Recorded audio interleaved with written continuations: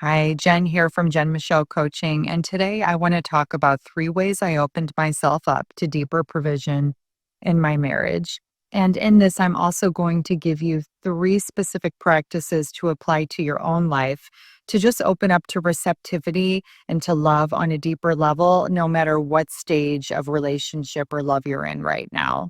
For those of you new to my channel, I would love to invite you to subscribe. I release a video weekly. Number one, when I began to open up to provision, I first had to stop striving and begin to surrender. When I stopped focusing on everything that was missing, gratitude began to grow. Instead of doing this sort of comparison or this curation of what I saw on social media or what I saw in friendships or marketed around me, I stopped giving all of my attention to those things. And I began to look for evidence of all of the ways in which I was actually already able to receive from my husband. This meant to just notice his presence, his sensitivity, his gentleness, his willingness to fix my car if it broke or bring me a cup of coffee in the morning. All of the things that I was, quite arrogantly, to be honest, taking for granted because of my own sort of entitlement, bitterness, and closed heartedness that I was still holding on to.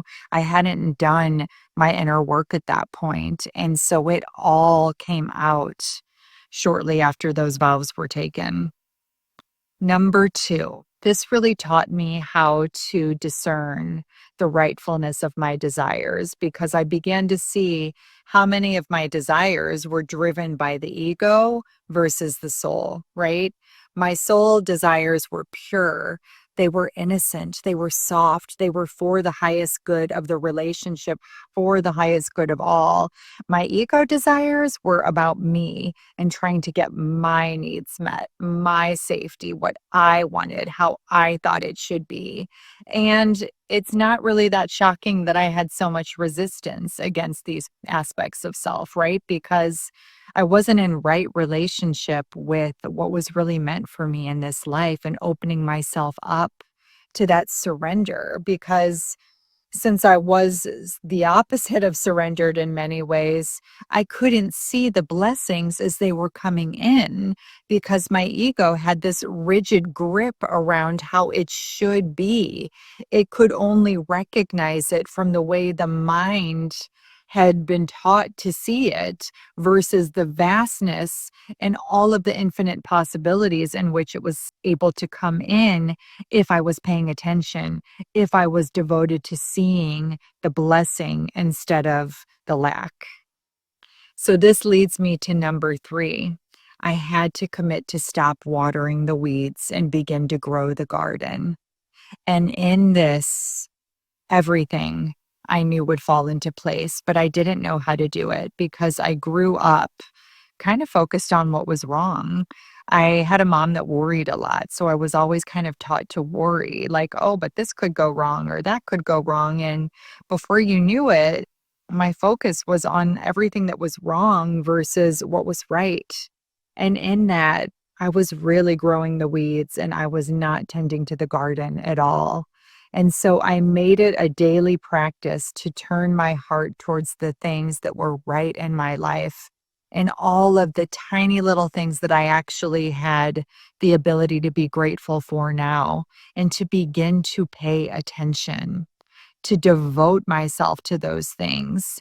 And that meant something as simple as having a fresh pair of sheets on my bed at night, a glass of water, sitting outside and receiving the sun and receiving the beauty of nature. Simple practices where I was turning my heart towards nourishment and sustenance instead of emptiness and fear and hypotheticals created by the ego. And in this, I began to really line up with the things that were meant for me in this life. And I began to see my husband as a different person, but it wasn't him that changed. It was me and the way in which he was receiving and reacting to me. And so As women, we have tremendous influence on our men when we are coming from a pure-hearted, healed, still work in progress, but healed place. When we rise above these aspects of the small self and we actually allow ourselves to be cracked open to see the depth in which we're being provided for now. So, three practices that you can carry with you in your own life. Stop tending to the weeds and begin to grow the flowers. Call yourself out. If you're getting entitled, if you're having a temper tantrum, if you're needing something to be your way or according to your preferences, call yourself out and start to breathe and surrender to, where could I see this differently? Where can I shift my focus right now? Because as Mary Oliver says, our attention is the beginning of our devotion. And so this is a really powerful practice to bring your heart back online and to blast yourself back open. Number two, surrender to all of the ways you are being provided for, but weren't able to actually see it. This means that you're not looking at it through the lens of the ego, but you are looking at it through the lens of the soul, where you see all of the ways that you're carried, given sustenance, given provision, that you're cared for. And it's like you begin to open your heart towards this and you notice all of the ways that you thought you could receive, but you're being humbled because now you're seeing, I wasn't able to receive this before. You'll see where you're constantly being invited to receive. It's just not going to be according to the ego. It's going to be this deepening where you begin to pay attention to all of the things that we've been trained in this modern world to sort of take for granted and to bypass. And you're slowing yourself down enough to pay attention so you can see it. Number three, this brings me to that deeper cultivation of gratitude for the big things and the small things. So, as you practice these first two steps, you begin to notice in that receptivity a gratitude and a delighting that you didn't have available to feel somatically before, a softening, a playfulness, a heart centeredness. All of this slowly begins to come back, and you begin to anchor this new sensation, the sensation that it got buried. You're beginning to anchor in these feelings of gratitude, of joy, of ease, of softening and safety back into your body. So that means that we got to kind of slow down and take it in. Doesn't mean we rush to the next thing, but we actually hold it. We take a breath and we hold it.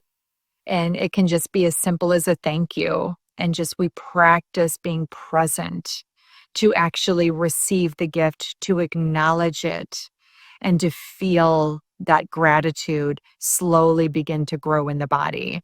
Now, when women practice this with me, they will tell me, I feel numb, or I feel resistance, or I feel nothing, I feel anger.